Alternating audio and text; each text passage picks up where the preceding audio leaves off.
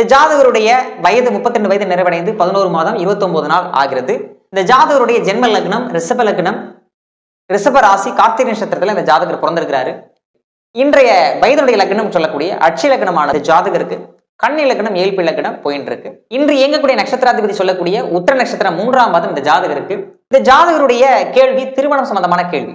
லக்னாதிபதினு சொல்லக்கூடிய இந்த புதன் பகவான் 10க்குரிய புத பகவான் அவருக்கு 9ஆம் இடத்தில் அமர்ந்திருக்கிறார். அப்ப ஜாதகருடைய எண்ணங்கள்லாம் எதை சார்ந்து இருக்கு? தந்தை, மதிப்பு, மரியாதை, அந்தஸ்து, கௌரவம், இஷ்டதம் சார்ந்த நிகழ்வுகள்ல இந்த ஜாதகர் இருக்குது. அழுத்தம் அப்படிங்கிற நிகழ்வு தந்தையால் அப்படிங்கிற அமைப்பு அப்படிங்கிறது இருக்கு. அவருடைய முழு கவனமே என்னன்னா தொழில் சார்ந்த விஷயங்கள்ல அதன் மூலமாக நான் ஒரு உயர்வை அடையணும் அப்படிங்கிற அமைப்பு இந்த ஜாதகருக்கு இருக்கு. இந்த 9ஆம் இடத்தில் இந்த புதன் பகவான் அமர்ந்திருக்கிறதுனால இந்த ஜாதகர் இஷ்டதெய்வ கோயில் சார்ந்த விஷயங்களுக்கு இவர் அதிக ஈடுபாடு பண்றாரு அப்படிங்கிறத காமிக்குது. சரி, இன்னைக்கு இயங்கக்கூடிய நட்சத்திராதிபதி சொல்லக்கூடிய அந்த சூரிய பகவான் எங்க இருக்காரு? 9ஆம் இடத்துல அமர்ந்திருக்கிறார்.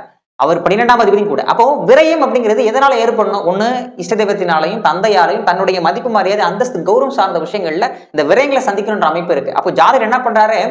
மாலை போட்டு இஷ்ட தெய்வ கோயில்களுக்கு நிறைய போறாரு அப்படிங்கிறத இந்த ஜாதகத்துல காமிக்குது. இந்த 9ஆம் இடத்தில் சூரிய பகவான் அமர்ந்திருக்கும் போது அவருடைய மதிப்பு, மரியாதை, புகழ், அந்தஸ்து, கௌரவம், அதிகாரம், அத்தாரிட்டி சார்ந்த விஷயங்கள் இந்த ஜாதகருடைய மனநிலை இருக்கும். அவர் அதுக்காக தான் தேடல் அப்படிங்கிறது அதிகமா இருக்கும். ஒரு நட்சத்திராதிபதியோ லக்னாதிபதியோ ஒரு கிரகம் ஒரு இடத்துல இருக்குன்னா அதை நோக்கி தான் அந்த ஜாதகருடைய எண்ணங்கள், அவருடைய கவனம்ங்கிறது அதுலதான் இருக்குங்கிறத புரிஞ்சுக்கணும். இந்த ஜாதகருக்கு 7ஆம் அதிபதி சொல்லக்கூடிய குரு பகவான் எங்க இருக்கார்? 12ஆம் இடத்தில் அமர்ந்திருக்கிறார். அப்போ வரன் எங்க இருக்கு? வெளியூர்ல இருக்கு. சரிங்களா? அம்மாவின் மூலமாக விரயமாகிறது, சுகத்தின் மூலமாக விரையாகிறது, வீடு, வண்டி, வாங்கின சொத்து சுகத்தின் மூலமாக விரையும். 7ஆம் அதிபதி 12ஆம் இடத்தில். அப்போ இதனால என்ன நடக்கும் அப்படின்னு கேட்டீங்கன்னா, வீடு கட்டி கொஞ்சம் செட்டில் ஆயிட்டு திருமணம் பண்ணிக்கலாம் அப்படிங்கிறதுக்காக என்ன பண்ணுவாரு? ஜாதகர் விரயம் பண்ணுவாருங்கிறத காமிக்கிறேன்.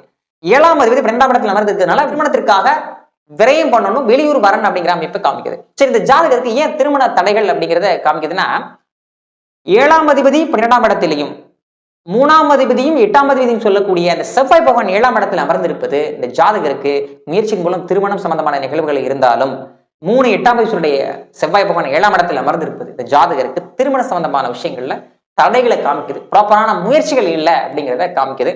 2க்கு அது 6ஆம் இடத்தில் அமர்ந்திருப்பதனால குடும்ப நபர்களாலேயே இந்த திருமணம் அப்படிங்கிறது தடை ஏற்படுகிறது. மிஸ்கம்யூனிகேஷனால தனது 4ஆம் பார்வையாக அவர் என்ன பண்ணுவார்? 10ஆம் இடத்தை பார்வை செய்வார்.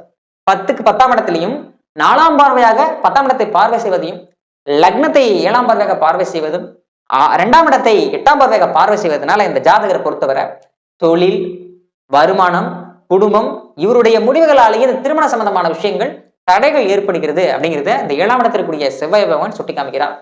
அப்ப இந்த ஜாதகர் கடற்கரை ஓரம் இருக்கக்கூடிய முருகபெருமான் வழிபாடு பண்ணுவது இந்த ஜாதகருக்கு திருமண தடைகள் நீங்கும். திருச்செந்தூர் கோயிலுக்கு எல்லாம் போயிட்டு வந்தாருன்னா இவருக்கு எளிமையாகவே திருமணம் நடக்கும். சரி, இப்ப திருமணத்திற்கான காலகட்டமா அப்படின்னு